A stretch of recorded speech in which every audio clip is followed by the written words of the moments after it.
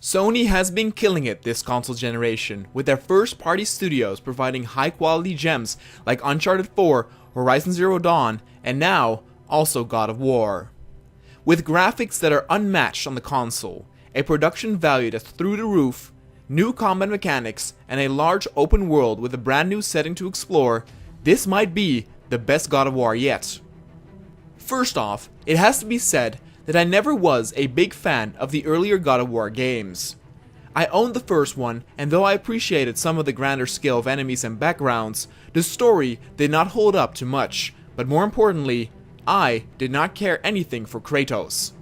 I don't mind playing as a character who's a jerk, but the way Kratos sometimes did things made him look like such a douche that I immediately was put off to root for this character. That is not the case at all with this entry, which continues Kratos' legacy while still feeling like a brand new storyline.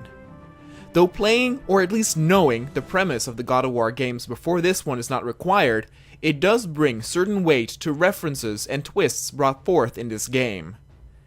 Where Kratos was first portrayed as a heartless brute, here Kratos suddenly gets confronted with the weight of emotions as he and his son Atreus start their quest to ascend the mountains to spread the ashes of his recently deceased wife.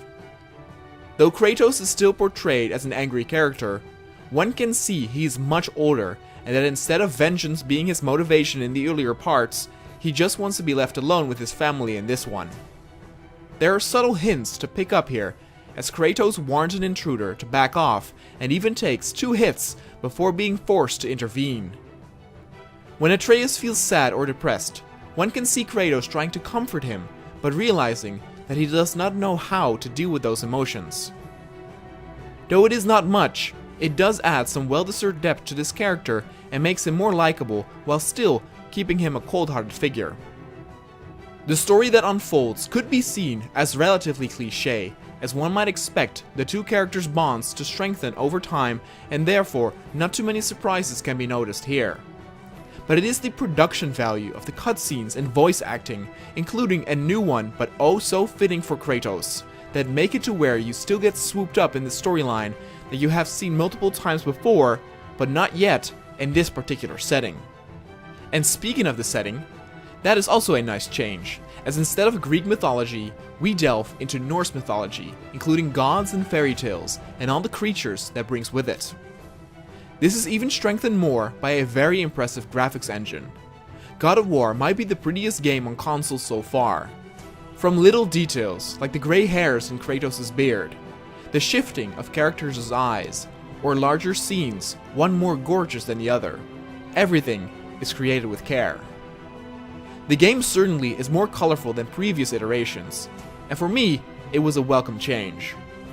It keeps the player excited for what comes next, and also has the decency to make optional areas look nice, albeit clear that a little less attention has been spent on these locations. But the biggest change from the previous God of War games has to be its gameplay. Where God of War always was a hack and slash at its core, even mimicking classic ones from Japan like Devil May Cry in the form of killing a bunch of enemies before the door to the next area would open, here it feels far more like an adventure game with some semi-open world elements. Instead of having the camera high in the air for optimal vision of the combat in earlier games, here the camera is always tight behind Kratos, zooming in and out for cutscenes as the whole game is done from a single take in terms of camera. Though many of the areas are outside, the level layout can still be considered as corridor-based, as the freedom to roam around is an illusion, as there are often rocks or tree branches you cannot get over to keep you on the instructed path. Despite that, there are quite a lot of side corridors you can go through to get optional loot, side quests, and even unique enemy encounters complete with new dialogue accompanied with them. What God of War does really well is the build-up, as the game starts out with an amazing opening fight, and then directs the player to the point where they have had to deal with several different situations before, 3 or 4 hours later, coming out at a giant lake where the game really opens up. What you get here is your typical open world gameplay, as you can dock your boat at multiple spots to look for hidden chests and items to complete side quests. Though some of the side quests are a bit cliché, like kill the undead crew on 3 stranded ships, there are a few that stand out and have a longer storyline to it, like the quest to go after the son of a criminal who got killed by his own kin. Much like quests in The Witcher or Bethesda's RPGs, the side quests consist of multiple stages with unique dialogue, where the story evolves and brings you to new areas not yet explored. Though the amount of side quests are not that many, the amount of stuff to collect and explore is massive.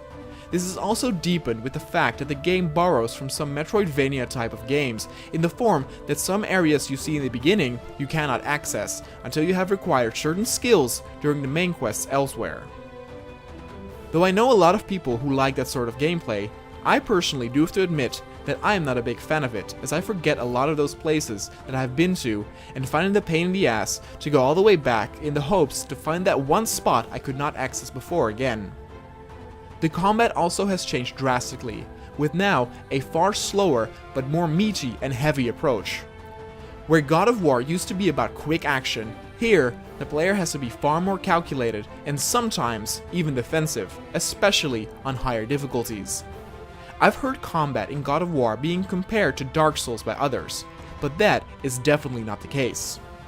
The only similarities one could find is that some of the enemies are incredibly punishing when it comes to their combat hits, and that dodging and blocking is sometimes a must, but that can also be said for a game like Ninja Gaiden. The slower combat is a welcome approach that especially feels great during one-on-one combat. It feels great to block or parry just at the right moment and juggle your helpless enemy in the air to rip him to pieces. Though combat feels good with the first foes you beat, over time it becomes a little bit more annoying to deal with the smaller scrubs, as they start to become more of a hindrance to lengthen the game as their levels increase, but not their abilities. There also is a little less variety in enemies in this game than the previous God of War, which can make it feel a bit more tiring to deal with the same types of enemies over and over again. The same thing could be said for the bosses, most noticeably the troll type, of which the player will encounter more than 5 times throughout the game, with often mimicking some of the same attack moves. One unique thing to mention is that the player does all the actions of the sun with the square button, from interacting with objects to firing arrows at the enemy. If timed correctly, the arrows can stun enemies, giving Kratos the chance to do devastating damage. Having all those actions mapped to one button felt intuitive and easy to use during combat. The game's pacing is also very well done, in that certain areas or passages never last too long, and are interrupted with new character introductions, gameplay mechanics, or epic scenes. It is what makes the player keep going through this game's lengthy quest that easily lasts more than 20 hours. But even though the game impresses on so many levels, it cannot be labeled as a perfect game. Though its production quality is stellar, there are still moments, few in between, where something might glitch, like an enemy being thrown against an invisible wall, or your son Atreus suddenly appearing at the side of your screen to keep up with the player. These are minor things that don't ruin any of the fun or immersion necessarily, but are points that need to be mentioned when dealing with such an impressive spectacle of a game. Another minor point of critique is that during the main story, a certain character's personality changes drastically. Though the reason for this change is logical and results in the story taking some interesting turns, the abruptness of which this character change happens is staggering. It would have been better to build this up and giving 2 or 3 hints of inner change leading up to such a drastic one. Then finally, the last thing to point out is that God of War was always known for its giant monsters and enemy encounters, some where the camera would zoom out ridiculously far to point out the scale, as during the fight with Poseidon. Though there are some very large creatures to be found here, of which some you will also face head to head, most enemies are not that impressive looking. Especially the undead Draugr and White Walker-esque enemies fill up most of the regular encounter quota, and because of this, the game lacks a few epic boss fights, unlike its predecessor that had many. But all those points are quite minor, and overall, the experience of God of War is an amazing one. I bought a PS4 for this, and do not regret it one bit. I put in over 25 hours to complete it, with most of the side quests done, giving me the feeling I got my money's worth out of it.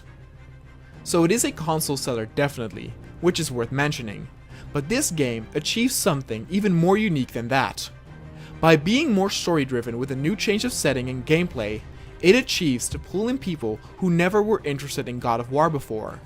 I know I'm not the only one who did not feel much for the franchise during its PS2 or PS3 era, even though the games were very popular. But it was this new route that pulled me in, and it is amazing to see the results of Sony letting their first-party developers having their space and time to create these epic adventures. God of War is a game that can easily be put in the same collection with classics like Uncharted and Horizon, and is on the forefront almost as a spokesperson of what the PS4 can bring. It is a product to be proud of, and the perfect time to jump in if you had your doubts.